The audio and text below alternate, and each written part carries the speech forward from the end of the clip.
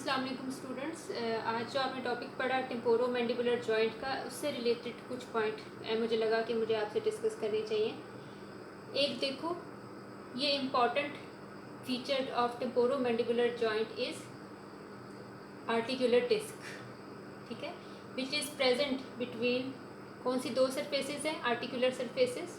ऊपर है mandibular fossa या आर्टिकुलर फोसा जो कि प्रेजेंट होता है टेम्पोरल बोन में, एंड आर्टिकुलर एमिनेंस या टुबरकल भी जिसको कहते हैं। और जो लोअर सरफेस है वो बनती है कॉन्डाइल या हेड ऑफ मैंडिबल से। उन दोनों के दरमियान में डिस्क प्रेजेंट है। अब क्योंकि जो सुपीरियर आर्टिकुलर सरफेस है वो पहले कॉन्केवो कॉन्वेक्स है, तो उसको अकोमोडेट करने के लिए डिस्क की शेप भी वैसे ही है, ठीक है। और इंफीरियर सरफेस इसकी कॉन्केव होगी जिसमें हेड ऑफ मैंडिबल होगा। तो ये जो डिस्क है, आप देखो ये डिवाइड कर रही है जो साइनोवियल कैविटी है या जॉइंट स्पेस है क्लियर कट दो कंपार्टमेंट्स में। अब ये जो पार्ट है इसका, ये अपर जॉइंट कंपार्टमेंट आप इसको कह सकते हो, between the articular fossa in temporal bone and this articular disc, and then between the disc and head of mandible या कॉन्डाइल, ये जो सारा पार्ट है ये है लोअर जॉइंट कंपार्टमेंट। अब मैं आपको क्यों बता रही हूँ, क्योंकि मूवमेंट्स भी इससे रिलेटेड डिफरेंट हो जाती है। फिर आपने पढ़ा होगा कि फाइब्रस कैप्सूल अटैच होता है मार्जिन्स पे अबव एंड बिलो, और वो फाइब्रस कैप्सूल अटैच होता है now in between this temporal bone part of जो articular fossa and articular disc, and then between the disc and head of mandible.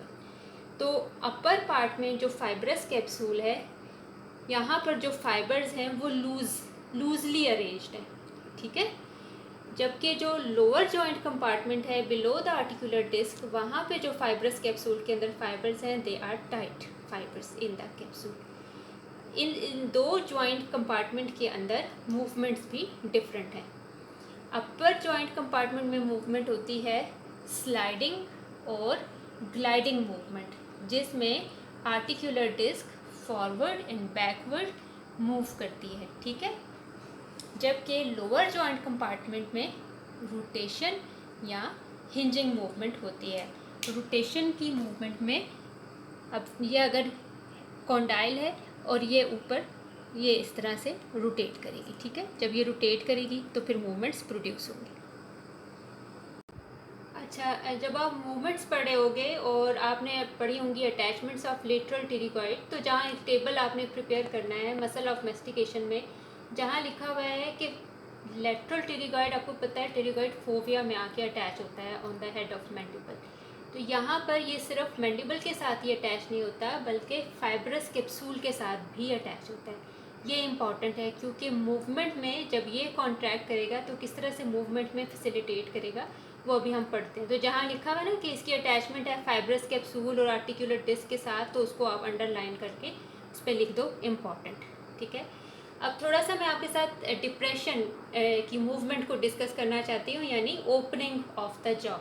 एक तो बात तो क्लियर है कि ओपनिंग ऑफ जॉ में अपर जॉ तो फिक्स्ड है, मैग्जिला तो फिक्स्ड है, तो जितनी भी मूवमेंट होनी है वो लोअर जॉ यानी मैंडिबल पर होनी है। और जॉइंट कौन सा है? Temporo mandibular joint.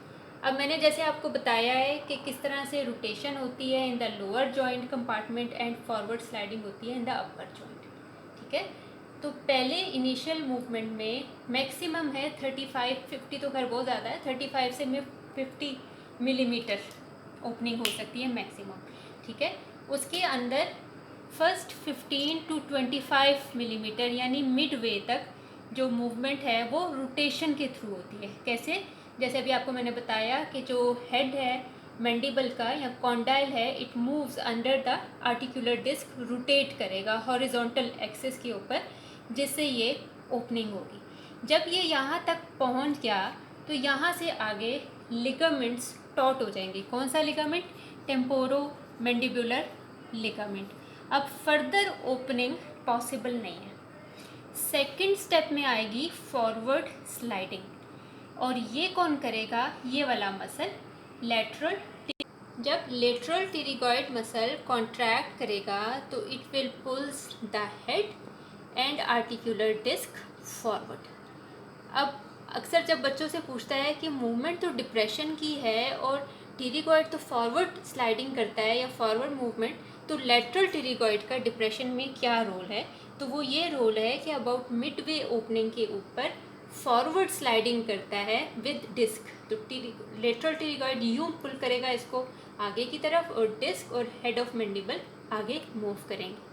अब ये कहाँ तक आगे मूव कर सकते हैं, तो मैक्सिमम लिमिट है अगर हम एक मिड पॉइंट लें हेड ऑफ मैंडिबल का और एक मिड पॉइंट लें इस आर्टिकुलर एमिनेंस का, तो जब देखो इस वाली डायग्राम के अंदर जब ये दोनों एक लेवल पे आ गए, यानी summit of head of mandible and summit of this articular eminence, ये मैक्सिमम लिमिट है फॉरवर्ड रोटेशन की। हेड यहाँ से मूव करके इधर आ गया, ठीक है। इससे आगे अगर फॉरवर्ड स्लाइडिंग हुई तो फिर क्या होगा, इंटीरियर डिस्लोकेशन हो जाएगी जॉइंट की। ये देखो हेड ऑफ मैंडिबल यहाँ आ गया है, अब जब ये यहाँ पहुँच गया तो ये लॉक हो गया। अब क्योंकि ये आर्टिकुलर एमिनेंसेस के रास्ते में आ गई, ये पीछे नहीं जा सकता, ठीक है। तो इसको हम कहते हैं लॉक जॉ कंडीशन या interior dislocation of temporo mandibular joint. ये कब होती है, जब यॉर्निंग करें बहुत बड़े बड़े मुंह खोल के, जैसे क्लासरूम में आप लोग करते हैं, या फिर कोई बड़ा बाइट लेना है, जैसे कोई बिग मैक या उससे भी बड़ा कोई बर्गर है, कोई ट्रिपल स्टोरी वाला बर्गर, उसको बाइट लेने लगते हैं तो ये ओपन हो जाएगा। तो ऐसी सिचुएशन में वहीं जॉ आपका लॉक हो जाएगा और फिर उसको करेक्ट करवाना पड़ेगा। तो ये जब फॉरवर्ड स्लाइडिंग हुई तो फिर से कॉन्डाइल ऑफ मैंडिबल को स्पेस मिल गई रोटेट करने के लिए। तो फिर जो बाकी रोटेशन है मैक्सिमम लिमिट में पहुंचने के लिए वो फिर rotation of head of mandible से होती है। तो इस तरह से 3 स्टेप्स में rotation, forward sliding, then again rotation, ये डिप्रेशन की मूवमेंट होती है। तो जब भी आप डिप्रेशन की मूवमेंट में मसल्स लिखें तो मसल से पहले आपको लिखना चाहिए ग्रेविटी, ठीक है।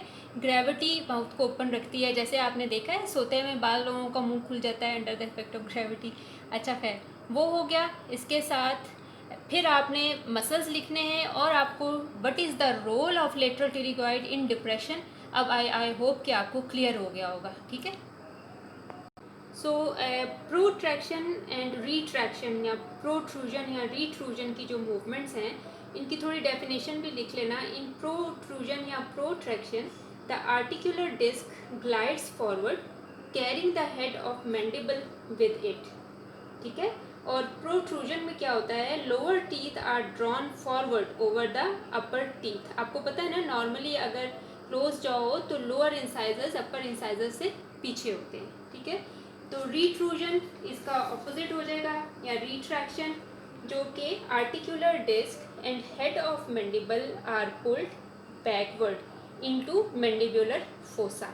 और इसमें स्पेशली मेंशन करना only posterior fibres of temporalis do the retrusion, ठीक है। उसके बहुत फाइबर्स की डिफरेंट डायरेक्शन है ना, तो सिर्फ posterior fibres the only fibres which cause retraction are posterior fibres of टेम्पोरालिस।